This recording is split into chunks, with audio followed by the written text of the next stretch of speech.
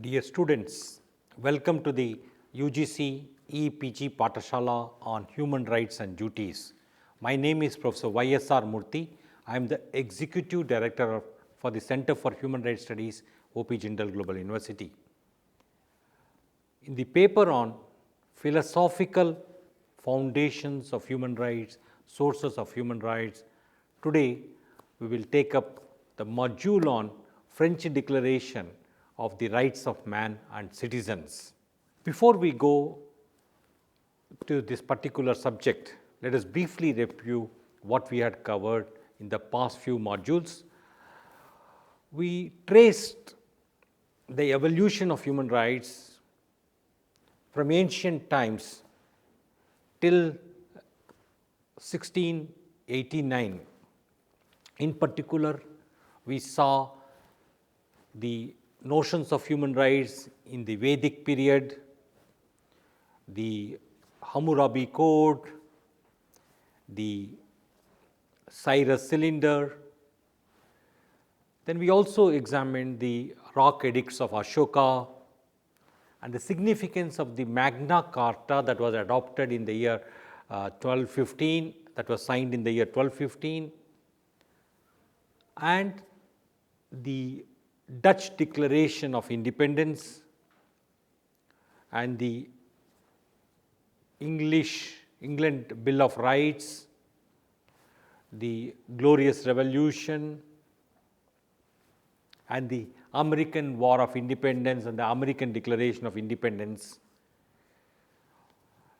Like each event was shaped by the historic, social, economic, cultural, religious and other conditions. And it was a struggle against tyranny, against authoritarianism, against colonialism, against subjugation, against discrimination, against a variety of injustices. And these struggles shaped human rights, their development, their evolution. In fact, the modern instruments we have today, which were adopted in the 20th century, many of them, or the provisions in many of these instruments can be directly traced back to these milestones which we had earlier discussed. And today, let's look at another significant milestone or a watershed event in the evolution of human rights since times immemorial, and what was the historical context behind this French Revolution? What were the factors which were responsible for the adoption of the French Declaration of the Rights of Man and Citizens, and what is its significance? This is the subject matter of today's module. What are the learning objectives?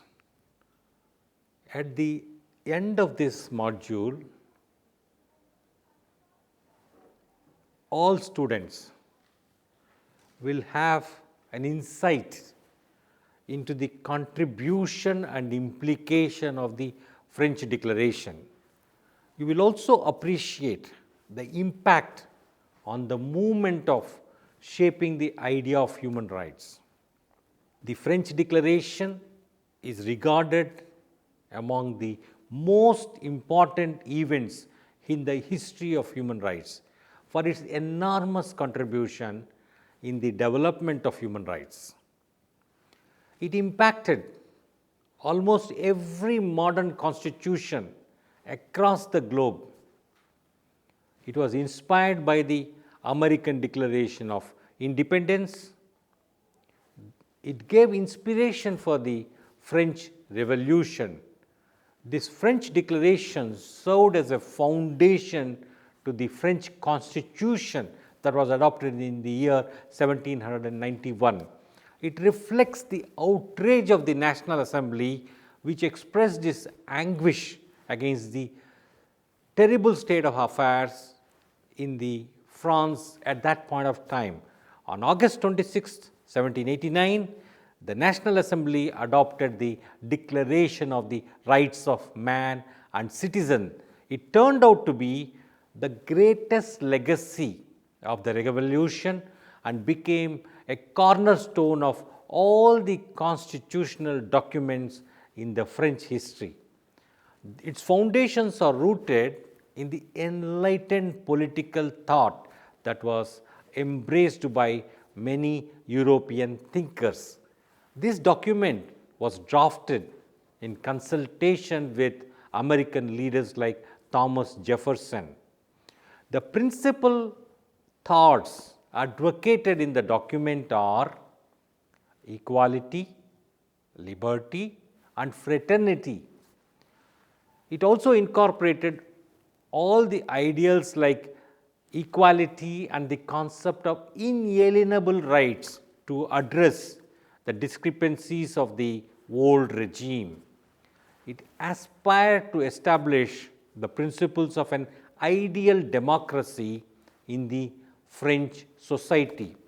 What is the historical background to this declaration?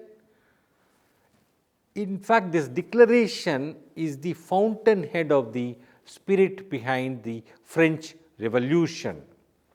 The objective is to earn the right to determine one's own future and restructure their political system.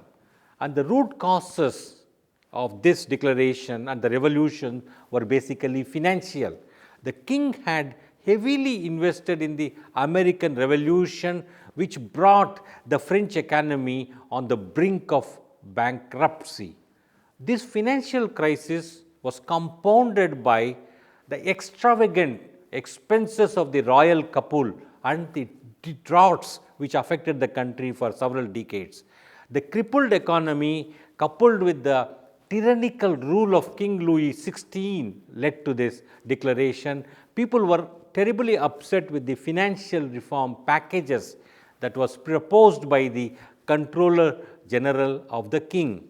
It proposed a universal land tax which was required to be paid by the privileged classes like clergy and nobles.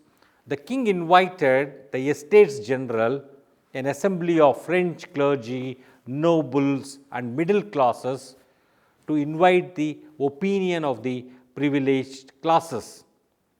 And it was decided to abolish the privileges of the aristocratic classes, including the clergy and the nobles. The demands of a fiscally responsible government and a fair judicial system were sought. And these demands of the third estate, that's basically commoners, were fiercely contested by the first two estates, clergy and nobles, who were not prepared to give up their privileges. And in fact, an environment of hostility had developed between the three estates. The third estate, basically the commoners, met and they resolved to bring constitutional reforms in the system. And they have formed a National Assembly to articulate its aspirations in the document which is now known as the Declaration of Rights of Man and Citizens. What are its principles? 1. Representatives of the French people organized as a National Assembly, and they asserted that ignorance, neglect, or contempt of the rights of man are the sole cause of public calamities. And the declaration is divided into several rights. It proclaims that men are born and remain free and equal in rights. The aim of all political association is the preservation of the natural and imprescriptible rights of man.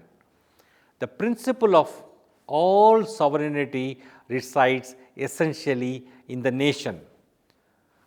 It goes on to say liberty consists in the freedom to do everything. Law is the expression of general will. The declaration also says no person shall be accused, arrested, or imprisoned except in the cases and according to the forms prescribed by law.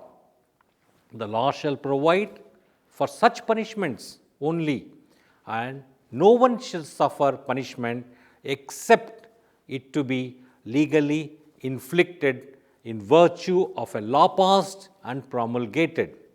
All persons are held innocent until deemed guilty. If arrest of accused is indispensable, all harshness not essential to the securing of the prisoner's person shall be severely repressed by law. No one shall be disquieted on account of his opinions, including his religious views, but does not disturb the public order. It goes on to say that free communication of ideas and opinions is the most precious of the rights of man. The security of the rights requires public military forces, and the common contribution is essential for the maintenance of the forces and cost of administration, and it should be equitably distributed in proportion to means. The French Declaration says citizens have a right to decide, and the society has the right to require of every public agent in which the observance of the law is not assured, nor the separation of powers defined has no constitutional at all. Since property is an inviolable and sacred right, no one shall be deprived thereof except where public necessity, legally determined, shall clearly demand it. The Declaration of the Rights of Man and Citizen asserts equality, liberty, and fraternity. As I said before, it proclaims separation of powers, the will of majority, and natural rights. Equality and liberty and fraternity. The Declaration of the Rights of Man and the Citizen is different from the American Declaration because it does not mention any particular regime responsible for the corruption in the society. American one blamed the UK British colonial masters. The society which does not embrace the principles of equality, liberty, and fraternity is bound to become corrupt, and no modern nation, the Declaration said, can survive the test of time without acknowledging and protecting the principles. The principle of liberty was especially articulated in a unique manner, appreciating the limits of the freedom that can be protected. Now, let us turn our attention to natural rights. What are these natural rights? It's an essential and a necessary setup for a democracy and cannot be taken away by any government. In fact, the theory of natural rights was an important subject of debate among the scholars of the 18th century. The French Declaration on the Rights of Man and Citizen also upheld the separation of powers. The idea of a government was structured in a way that all the branches of the government were independent of each other and thereby could act as a check on each other. The will of majority. It ensures that French government was a democratically elected government which enjoyed the confidence of the people. It empowered the citizens with a right to participate in the election of their government. It not only meant for the French society, but also for each and every nation which had chosen democracy. Now, let's focus our attention on the rule of law. There was an absence of this principle in the earlier regimes. The privileged classes like the clergy, the nobles in the erstwhile French democracy were given many entitlements in the power structure, which led to an abuse of the process of justice. It was important to establish a mechanism for the protection of human rights. What is the significance of this French Declaration on the Rights of Man and Citizen?